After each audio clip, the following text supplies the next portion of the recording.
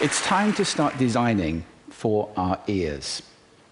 Architects and designers tend to focus exclusively on these. They use these to design with, and they design for them, which is why we end up sitting in restaurants that look like this and sound like this, shouting from a foot away to try and be heard by our dinner companion.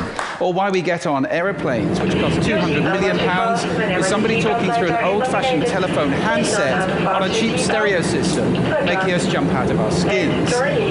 We're designing environments that make us crazy. And it's not just our quality of life which suffers. It's our health, our social behavior, and our productivity as well. How does this work? Well, two ways. First of all, ambience. I have a whole TED talk about this. Sound affects us physiologically, psychologically, cognitively, and behaviorally all the time. The sound around us is affecting us, even though we're not conscious of it. There's a second way, though, as well. That's interference. Communication requires sending and receiving. And I have another whole TED talk about the importance of conscious listening. But I can send as well as I like, and you can be brilliant conscious listeners. If the space I'm sending in is not effective, that communication can't happen. Spaces tend to include noise and acoustics. A room like this has acoustics. This one, very good acoustics. Many rooms are not so good. Let me give you some examples from a couple of areas which I think we all care about: health and education. When I was visiting my terminally ill father in hospital, I was asking myself, how does anybody get well in a place that sounds like this? Hospital sound is getting worse all the time. Noise levels in hospitals have doubled in the last few years. And it affects not just the patients, but also the people working there. I think we would like for dispensing errors to be zero, wouldn't we? And yet, as noise levels go up, so do the errors in dispensing made by the staff in hospitals. Most of all, though, it affects the patient. And that could be you, it could be me. Sleep is absolutely crucial for recovery. It's when we regenerate, when we rebuild our cells. And with threatening noise like this going on, your body, even if you are able to sleep, your body is telling you, I'm under threat. This is dangerous. And the quality of sleep is degraded, and so is our recovery. There are just huge benefits to come from designing for the ears in our healthcare. This is an area I intend to take on this year. Education. When I see a classroom that looks like this, can you imagine how this sounds? I'm forced to ask myself a question. Now, that's a little unfair. Some of my best friends are architects, and they definitely do have ears, but I think sometimes they don't use them when they're designing buildings. Here's a case in point. This is a £32 million flagship academy school, which was built quite recently in the UK and designed by one of Britain's top architects. Unfortunately, it was designed like a corporate headquarters with a vast central atrium and classrooms leading off it with no back walls at all. The children couldn't hear their teachers. They had to go back in and spend £600,000 putting the walls in. Let's stop this madness of open-plan classrooms right now, please. It's not just these modern buildings which suffer. Old-fashioned classrooms suffer too. A study in Florida just a few years ago found that if you're sitting where this photograph was taken in a classroom, row 4, speech intelligibility is just 50%. Children are losing one word in 2. Now, that doesn't mean they only get half their education, but it does mean they have to work very hard to join the dots and understand what's going on. This is affected massively by reverberation time, how reverberant a room is. In a classroom with a reverberation time of 1.2 seconds, which is pretty common, this is what it sounds like. In language, infinitely many words can be written with a small set of letters. In arithmetic, infinitely many numbers can be composed from just a few digits with the help of the simple zero. Not so good, is it? If you take that 1.2 seconds down to 0.4 seconds by installing acoustic treatments, sound-absorbing materials, and so forth, this is what you get. In language, infinitely many words can be written with a small set of letters. In arithmetic, infinitely many numbers can be composed from just a few digits with the help of the simple zero. What a difference. Now, that education you would receive, and thanks to the British acoustician Adrian James for those simulations. The signal was the same, the background noise was the same, all that changed was the acoustics of the classroom in those two examples. If education can be likened to watering a garden, which I think that's a fair metaphor, sadly, much of the water is evaporating before it reaches the flowers, especially for some groups. For example, those with hearing impairment.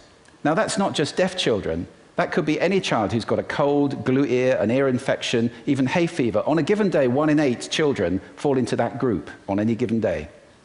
Then you have children for whom English is a second language, or whatever they're being taught in is a second language. In the UK, that's more than 10% of the school population.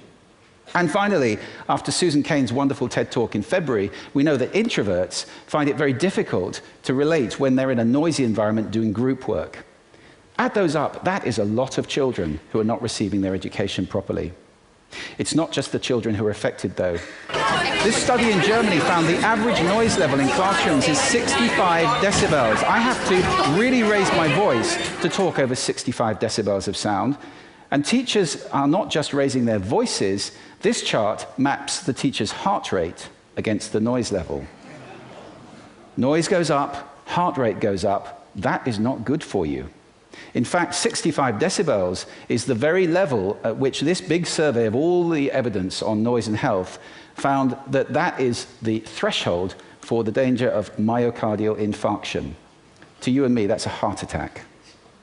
It may not be pushing the boat out too far to suggest that many teachers are losing significant life expectancy by teaching in environments like that day after day. What does it cost to treat a classroom down to that 0.4 second reverberation time? £2,500. And the Essex study, which has just been done in the UK, which incidentally showed that when you do this, you do not just make a room that's suitable for hearing impaired children, you make a room where behavior improves and results improve significantly. This found that sending a child out of area to a school that does have such a room, if you don't have one, costs £90,000 a year. I think the economics are pretty clear on this. I'm glad that debate is happening on this. I just moderated a major conference in London a few weeks ago called Sound Education, which brought together top acousticians, government people, teachers, and so forth. We're at last starting to debate this issue, and the benefits that are available for designing for the ears in education, unbelievable. Out of that conference, incidentally, also came a free app which is designed to help children study if they're having to work at home, for example, in a noisy kitchen. And that's free out of that conference. Let's broaden the perspective a little bit and look at cities. We have urban planners. Where are the urban sound planners? I don't know of one in the world. And the opportunity is there to transform our experience in our cities. The World Health Organization estimates that 1/4 of Europe's population is having its sleep degraded by noise in cities. We can do better than that. And in our offices, we spend a lot of time at work. Where are the office sound planners? People who say, don't sit that team next to this team because they like noise and they need quiet. Or who say, don't spend all your budget on a huge screen in a conference room and then place one tiny microphone in the middle of a table for 30 people. If you can hear me, you can understand me without seeing me. If you can see me without hearing me, that does not work. So office sound is a huge area. And incidentally, noise in offices has been shown to make people less helpful, less enjoy their teamwork, and less productive at work. Finally, we have homes. We use interior designers. Where are the interior sound designers? Hey, let's all be interior sound designers. Take on listening to our rooms and designing sound that's effective and appropriate. My friend Richard Mazouk, an architect in London, coined the phrase invisible architecture. I love that phrase. It's about designing not appearance, but experience, so that we have spaces that sound as good as they look, that are fit for purpose, that improve our quality of life, our health and well-being, our social behavior, and our productivity. It's time to start designing for the ears. Thank you.